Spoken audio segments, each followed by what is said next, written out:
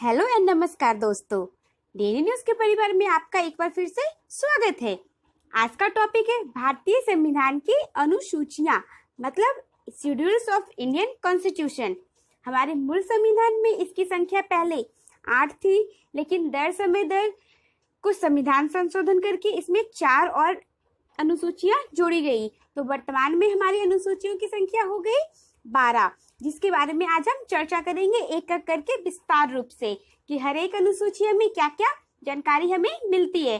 तो चलिए हम लोग आगे बढ़ते हैं। हमारा प्रथम अनुसूची है भारत संघ के राज्यों एवं केंद्र शासित प्रदेश के नाम एवं उसके न्यायिक क्षेत्र। मतलब हमारे भारत देश में जितने भी राज्य हैं और केंद्र शासित प्रदेश हैं, उनके क्या नाम होंगे और उनकी क्या न्यायिक क्षेत्र होगी, मतलब उनकी अपनी क्या बाउंड्री लाइन होगी। आपको पता होगा वर्तमान में हमारे देश में टोटल 28 राज्य और 8 केंद्र शासित प्रदेश है। 28 राज्य, पहले ये 29 राज्य था, लेकिन एक साल पहले 5 अगस्त को, जिसका हमने इस बार वर्षगांठ भी मनाया है, जम्मू कश्मीर जो हमारा राज्य था उसमें से आर्टिकल 370 हटा दिया गया और उसको 2 यूनियन टेरिटरीज में बांट दिया गया है। इसलिए हमारा वर्तमान राज्यों की संख्या 28 हो गई। अब यूनियन टेरिटरी में वर्तमान 8 है, पहले 7 थे, फिर 2 जम्मू कश्मीर और लद्दाख ऐड हुआ, मतलब 9। लेकिन रिसेंटली दादर नागर हवेली और दमन और दीव को दोनों को एक ही में मर्ज कर दिया गया, इसलिए इसकी संख्या फिर से 8 हो गई। तो वर्तमान में राज्यों की संख्या 28 और केंद्र शासित प्रदेशों की संख्या 8 हो गई। ये इसी की चर्चा हमारे प्रथम अनुसूची से में होती है। अब हमारा द्वितीय अनुसूची में क्या जानकारी मिलती है? तो इसमें प्रमुख संवैधानिक पद जैसे राष्ट्रपति, उपराष्ट्रपति, राज्यपाल, लोकसभा अध्यक्ष, उपाध्यक्ष, उच्च न्यायालय एवं उच्चतम न्यायालय के न्यायाधीश, इन सभी के पद पे जो आसीन होते हैं उनका वेतन और पेंशन का प्रावधान किया गया है। इसकी जानकारी मिलती है। तो राष्ट्रपति का वेतन क्या है, उपराष्ट्रपति का वेतन क्या है, और हाँ आपको बता दे उपराष्ट्रपति का वेतन उन्हें उपराष्ट्रपति पद के लिए नहीं बल्कि 64 आर्टिकल के तहत वो राज्यसभा के सभापति होते हैं, उन्हीं पद के लिए उन्हें वेतन दिया जाता है, ना कि उपराष्ट्रपति पद के लिए। ये आप याद रखिएगा, ये बहुत ही इंपॉर्टेंट है एग्जाम के पॉइंट ऑफ व्यू से। तो ये था हमारा द्वितीय अनुसूची। अब हम चलते हैं तृतीय अनुसूची में। हमारा तृतीय अनुसूची में जितने भी पदाधिकारी हैं या संवैधानिक पद है, उनके द्वारा शपथ ग्रहण करने के समय ली जाने वाली शपथ संबंधित का जानकारी मिलता है, इसका प्रावधान किया गया है। मतलब जैसे जितने भी मंत्री है, कैबिनेट मिनिस्ट्री, उच्चतम न्यायालय के न्यायाधीश, उच्च न्यायालय के न्यायाधीश, ये जो शपथ ग्रहण करते हैं उस समय ये जो शपथ लेते हैं उसी की जानकारी हमें मिलती है। अब हमारी चौथी अनुसूची में क्या है? इसमें राज्य और केंद्र शासित प्रदेशों के लिए राज्यसभा में सीटों का बंटवारा के बारे में जानकारी दी जाती है कि राज्यसभा की सीटें विभिन्न राज्यों और केंद्र शासित प्रदेश में कितनी होगी। ये सब चौथी अनुसूची से हमें पता चलता है। अब चलते हैं हमारी 5वीं अनुसूची की ओर। अनुसूचित जाति और जनजातीय क्षेत्रों के प्रशासन तथा नियंत्रण के बारे में प्रावधान किया गया है। मतलब आपको पता है हमारा देश विविधताओं का देश है। जब हमारा देश आजाद हुआ था उस टाइम हमारे देश में बहुत सारे ऐसे जाति जनजाति थे जो बहुत ही पिछड़े वर्ग के थे, उनका विकास बहुत जरूरी था हमारे देश के विकास के लिए। इसलिए उनके लिए 5वीं अनुसूची के तहत अलग प्रावधान बनाया गया कि उनको अलग से नियंत्रण और प्रशासन उनके लिए किया जाएगा ताकि वो विकास किया जा सके। उनको कुछ ज्यादा ही स्पेशल छूट दिया जाएगा जिनसे उनका विकास हो सके। इसी तरह हमारा 6ठी अनुसूची भी है। 6ठी अनुसूची में जो हमारे ईस्ट के स्टेट है उसमें से 4 जैसे असम, मेघालय, त्रिपुरा और मिजोरम, ये 4 राज्यों के जनजातीय क्षेत्रों के प्रशासन के बारे में जानकारी मिलती है। ये 4 राज्य में जितने भी जनजातीय लोग हैं उन लोगों के लिए इसमें प्रावधान किया गया है। आप इस 4 राज्य को कैसे याद कीजिएगा? तो इसमें आप ऐसे याद कर सकते हैं, आप याद कर सकते हैं एटीएम में मनी नहीं है, मतलब ए से असम, टी से त्रिपुरा, एम से मेघालय और मिजोरम में मणिपुर, मतलब मनी नहीं है। आप ऐसे इसे याद रख सकते हैं या फिर आप कुछ भी ट्रिक यूज कर सकते हैं इसे याद रखने के लिए।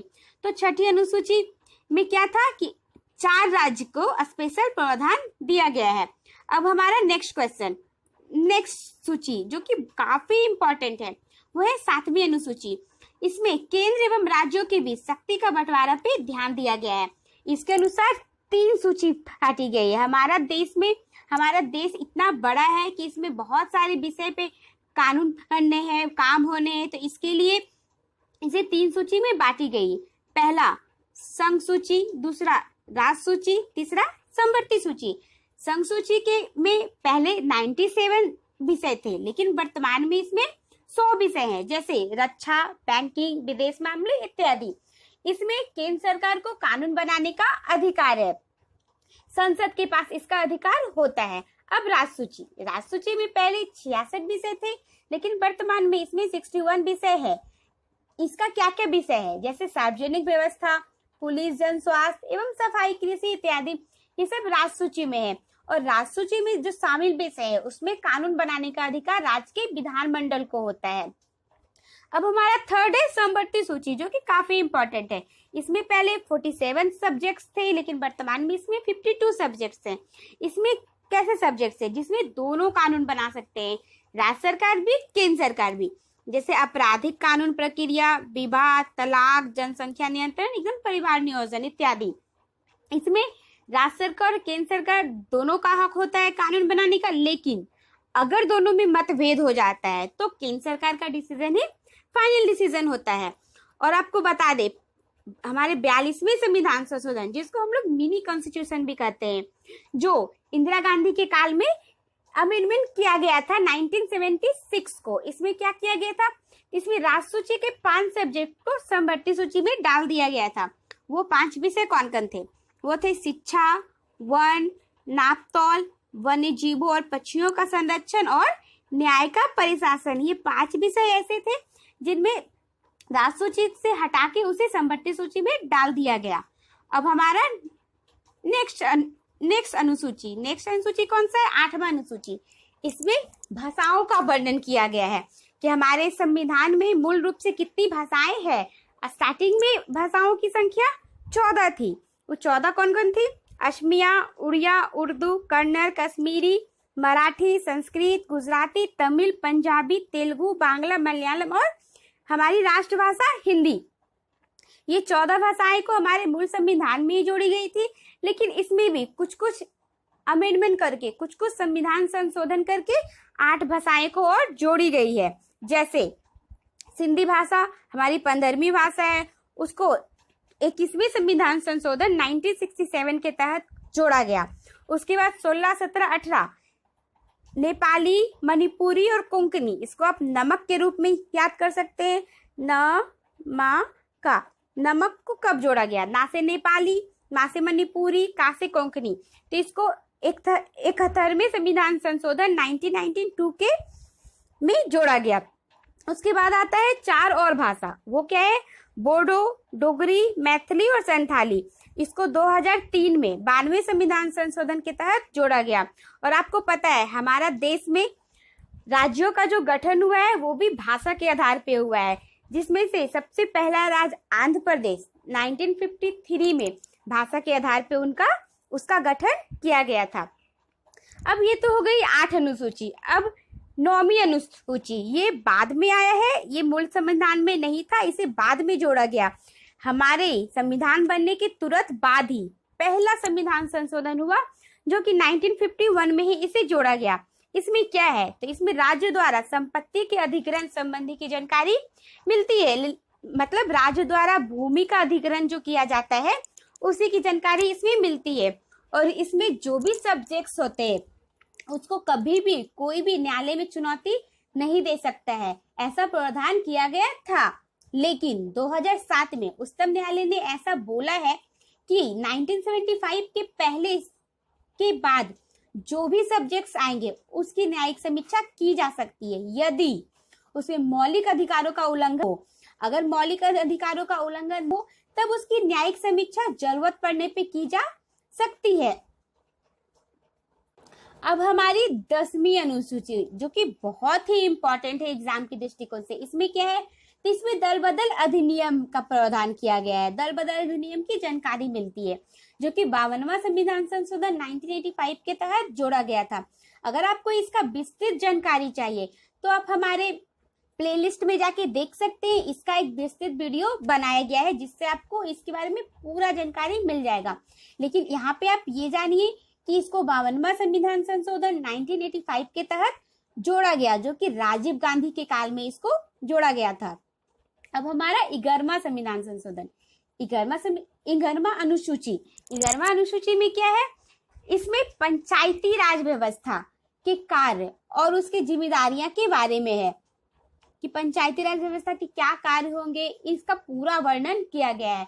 इसे 73वें संविधान संशोधन 1993 के तहत जोड़ा गया है और वर्तमान में इसमें 29 विषय हैं। अब 12वां अनुसूची इसे 74वां संविधान संशोधन 1919 के तहत जोड़ा गया है। किसको, नगर पालिका की शक्तियां एवं उसकी जिम्मेदारी का वर्णन इसमें किया गया है, जिसको 74 संविधान संशोधन 1993 के तहत जोड़ा गया है। इसमें वर्तमान में कितने सब्जेक्ट्स है, तो 18 सब्जेक्ट्स इसमें वर्तमान में है। तो ये थी हमारी 12 अनुसूचियां जिसकी जानकारी हमने आपको दी है। आई होप आपको हमारा वीडियो अच्छा लगा होगा, ये पूरी अच्छे से समझ में आ गया होगा। आप इसे 1-2 बार और देखिएगा। इसका PDF आपको टेलीग्राम ग्रुप में मिल जाएगा, अगर आप चाहें तो इसे आप 1-2 बार पढ़िएगा।